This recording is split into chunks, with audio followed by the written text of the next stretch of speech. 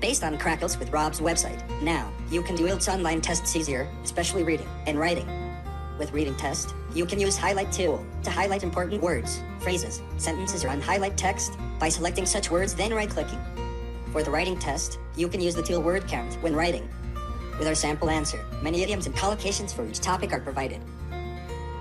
In this lesson, you're going to get some tips on how to prepare for the listening section of the computer IELTS test. So one of the things to keep in mind, and this is something you probably got in other lessons you've listened to so far, is that the timing on the computer IELTS listening section is different from the timing on the listening section in the paper test. So on the paper exam, you have some time at the end of the listening section after you've listened to all 4 of the listening passages and answered all the questions. They give you 10 minutes to go back and transfer answers from your booklet that you have, the test booklet, over to the final answer sheet. Okay? This step of transferring answers is unnecessary on the computer IELTS, so they've removed it. Okay, so on the computer IELTS, as you probably know, the listening section is divided into 4 different parts. Okay, and before each section, before each dialogue or recording begins, you're going to have a little bit of time to look over the questions that you're going to need to answer. Okay, it's not a long time, about 30 seconds or so to look over the questions.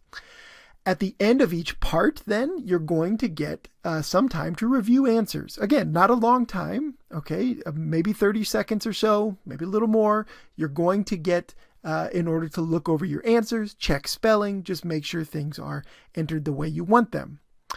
Okay, and then instead of 10 minutes at the end of the entire listening exam, you're going to get 2 minutes, only 2 minutes to go back and check answers. Now you can check answers across the entirety of the 40 questions throughout the test, but that's not a lot of time to go back and thoroughly check the answers, right? So just be aware, you don't want to leave too many questions unanswered in the test for the end. You know, on the paper exam, it's different. You could write notes. You could maybe leave a lot of blanks sort of with question marks in your test booklet, and sort of, if you weren't sure the answer, you could have a little bit of time to think about it and enter your best guess on the final answer sheet.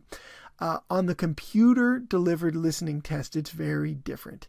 You should try your best to enter your answers on the screen as you hear them, and enter your best possible guesses, even if you're not quite sure, because you don't have very much time at the end of the listening test to enter answers, to check spelling, to do any of that kind of stuff that you would have been able to do on the paper test. Okay, now some more details. This is advice that you'll get for the reading paper as well, the reading test.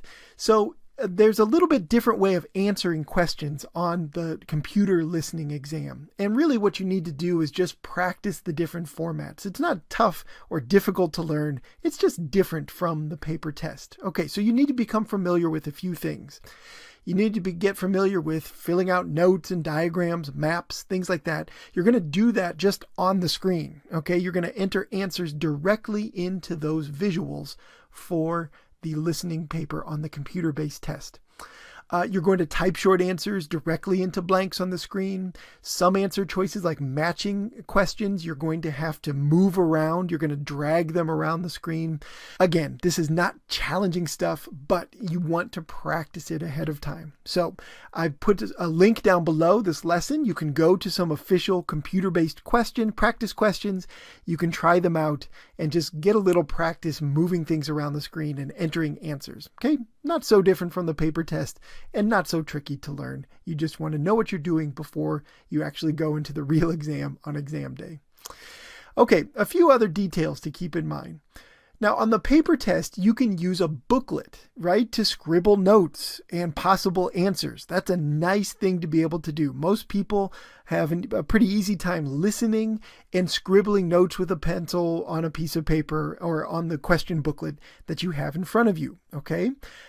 But there's a key detail about the paper-based test that's very, very different from the computer-based listening test. On the paper exam, you can easily mark notes within the questions in the booklet, right? You've got the booklet in front of you, you've got your pencil, you can circle things in the questions, you can make notes that you can come back to later, and if you missed an answer or something, you can easily see your notes about that question if you were able to write any as you were listening. On the computer test, things are quite different. So they do give you some note paper, okay, but it isn't very easy to use effectively.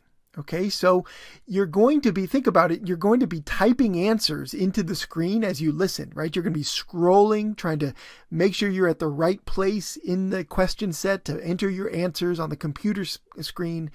And the idea that you're going to also do all of that and take notes with a pencil and paper as you're listening, that's really hard for a lot of people. And it's a really challenging thing to do well. And for a lot of people, it's kind of distracting to have to try to manage both of those things. My advice for the computer-based test is to avoid writing notes with pencil and paper, okay?